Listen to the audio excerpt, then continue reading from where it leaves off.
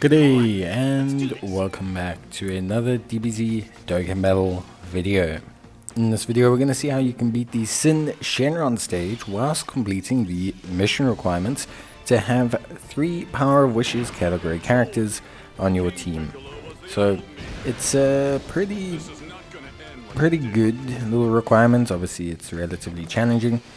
The team that I've chosen to take on this event with the Power of Wishes category characters is the Earthbred Fighters. Now, Earthbred Fighters, as you all know, has I like to use the tech Goku as a lead, so we're using him. Then obviously we have the AGL LR Goku, who isn't going to be at full power because we don't have a lot of Super Saiyans on the team. We then have the good old combination of the movie or Dragon Ball superhero movie LRs, being Piccolo and Gohan.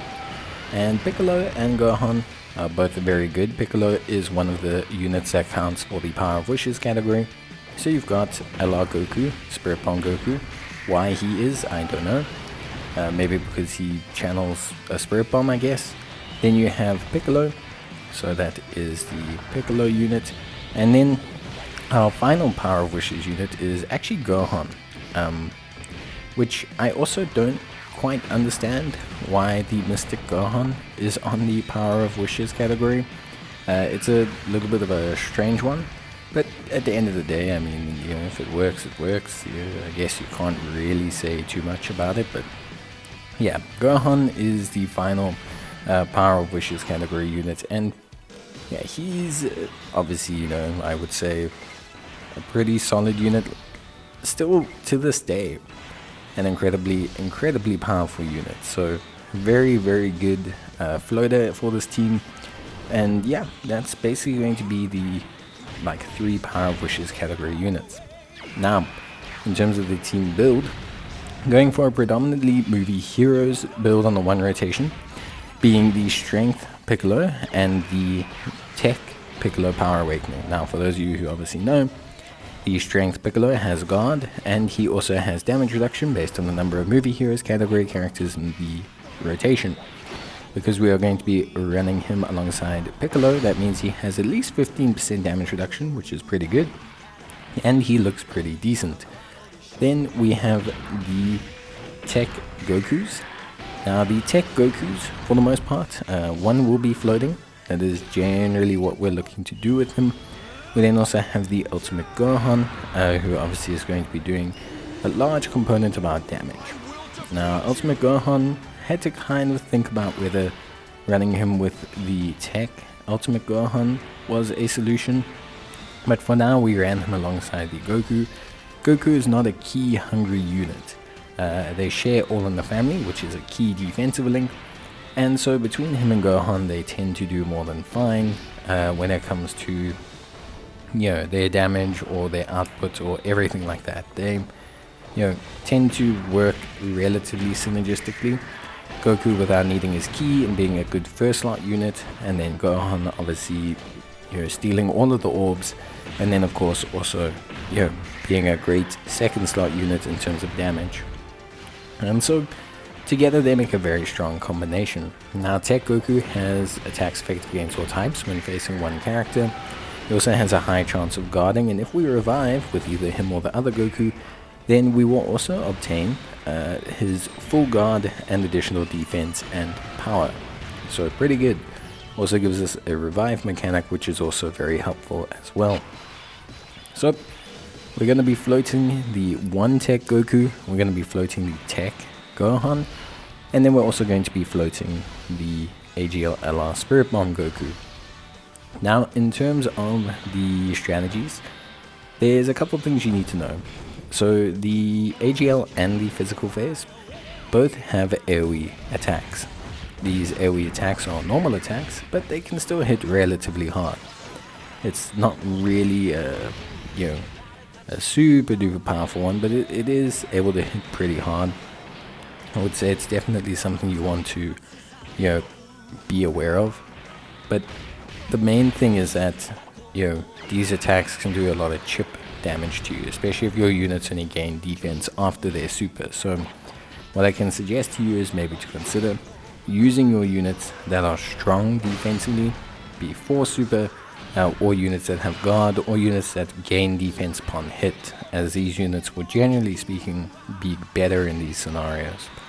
You also want to be aware that we obviously do have tech units, and this is going to assist us when it comes to damage.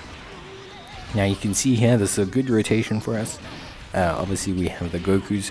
The Gokus are really good in this type of situation because the Gokus then get hit a lot and they build up attack and defense from being hit. So them being able to be hit like at this range, you know, constantly being chipped away at by Shenron, by, you know, all of these AoE attacks is actually great because it builds them up quite quickly.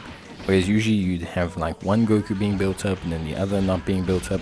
Here we just have them both being built up because they are obviously, you know, quite getting hit a lot from the AoE. So that's really, really good and really helpful, of course. The chip damage also does help us a little bit. The goal is to try and get to the threshold to activate the standby skill. The main reason being is we do want the revive to just augment the power defensively of both Gokus. That's what I would say is probably best. Not saying that it's, you know, like impossible to do it without them, but they, I mean, you can see the nullification and everything is these Gokus are really, I mean, Goku's really good. Like Goku is really, really solid. So I do enjoy using him, and it was one of the easier ways to fulfill the Power of Wishes category, since Earthbred Fighters is a pretty widespread category. So yeah, that's that basically kind of surmises it so far. I don't really think there's anything else to mention, at least when it comes to, you know, like the team or the team build or anything like that. I think overall it's a pretty straightforward team run. You know, there are some AoE attacks. The AGL phase doesn't have too many AoE attacks, you know, it's not like too ridiculous, so that's pretty good. And yeah, I think the rest is honestly more than fine, at least from my perspective. So yeah, and we'll just skip a little bit of the physical phase. You know, it's not really fully needed, but we did manage to get Goku's revive. It was pretty clutch. We didn't end up using Piccolo's giant transformation. The giant transformation can do some good damage if you have dupes in Piccolo, because then you can do critting, but honestly outside of that I don't really enjoy using it, especially when you don't have dupes, because you then lose, it's not the biggest, you know, it's not the biggest amount of damage, honestly speaking. So it's nice to get free damage in, and especially if you're close to winning, maybe you want to pump it. I tend to save it for that if maybe I'm really on my last legs. But yeah, honestly speaking, it's not really a major concern of mine to use the giant form in an offensive capacity. I tend to just save it and use it maybe later on if required. But yeah, it's not really a big kind of savings for me. It's not a huge you know, net gain, I would say. So that is something to be aware of. Obviously you can use it if you wish, you know, it's got nothing to do with me. But yeah, it's definitely not as crisp or as important as probably, yeah, I think it is in some other events, like where the Cell Max event, you know, where it has a big damage bonus that really helps it out. So yeah, but Mr. Gohan, honestly, he held out really well. I was very impressed with him, considering he wasn't a main focal point unit, so it wasn't like he was able to just continuously stack, you know, endlessly, till the end of time. You can see that the rotations did end up changing a little bit, especially when we got to the physical phase and with the revive skills and all of that popping off. But it wasn't too much of an, you know, we were on autopilot a lot of the time. You know, basically just really on autopilot, not really too concerned.